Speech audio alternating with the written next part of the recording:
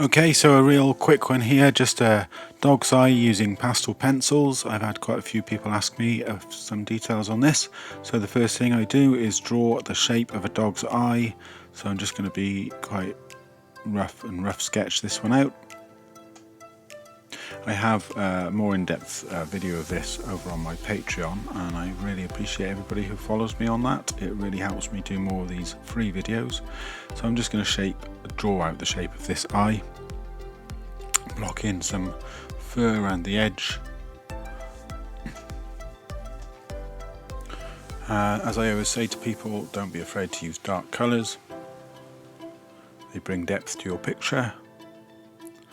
And always block in these details as well. And always, if you're doing two eyes on a picture, I would always use the same technique and do them both at the same time using the same pencils that I have in my hand at the time. On each eye, that brings in some continuity. So here I'm just going to add in some highlights before I actually put any of the other pastel down.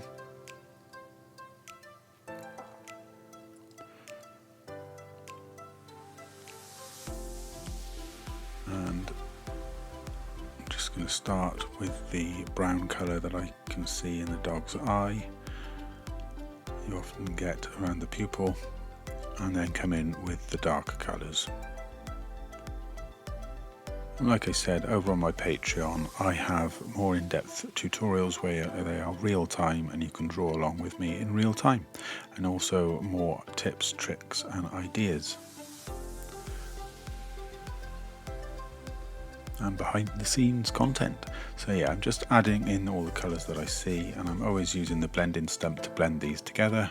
You don't have to be afraid of doing dog's eyes, as long as you use dark colours and the right sort of highlights, you can build depth to your picture. Always try and go in the right direction of the subject matter, so the fur or the texture, and always blend them back in. Trying to be careful not to go over my highlighted areas, but don't worry too much. And just make sure the shape of the eye is a bit more rounded here.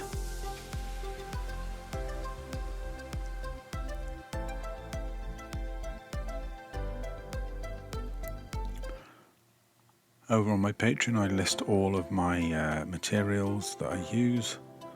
I have got a list in the description of this video here of where I get my materials. I use different brands for the different colours that I can find they have. Okay, so I'm just blending all these colours in and feathering them in together just to make them a little bit smoother. And as you can see now, the eye is starting to really take shape. And you're just going in and putting in the different highlights and the different colours until you're happy with what you have. Building the layers and using them to blend in to each other.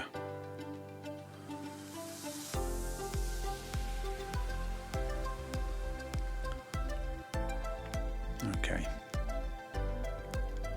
So I'm using some different colours here just to highlight the fur around the eye. Doesn't always have to be a white. Very often you get different colours catching the light, so when you then add white on top, it just lightens those colours and gives you a little bit more depth. Just going to smooth off this area.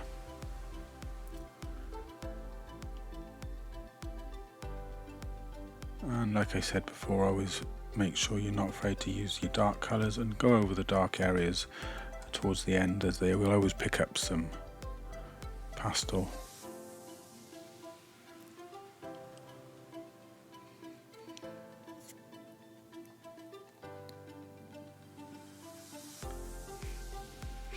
Just finish off your highlights. Using a soft pastel stick, sometimes easier to get the pastel to stay when you've put lots of layers down, because the soft pastel sticks are obviously a lot softer than a pencil. I'll just finish off this fur area to just frame the eye properly.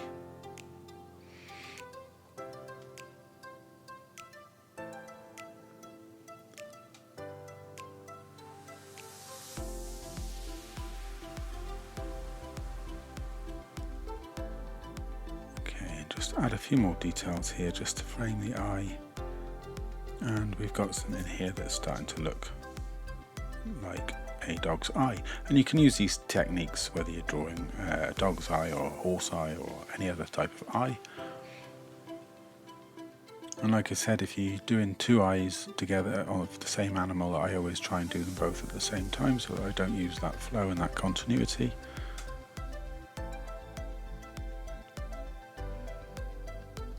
And I always re-highlight your highlighted areas, adding in a little bit of blue just to give it a bit more depth. And there we have the finished eye. So thank you for watching. I hope you give it a go yourself, and I hope it's helped some of you. Thank you very much.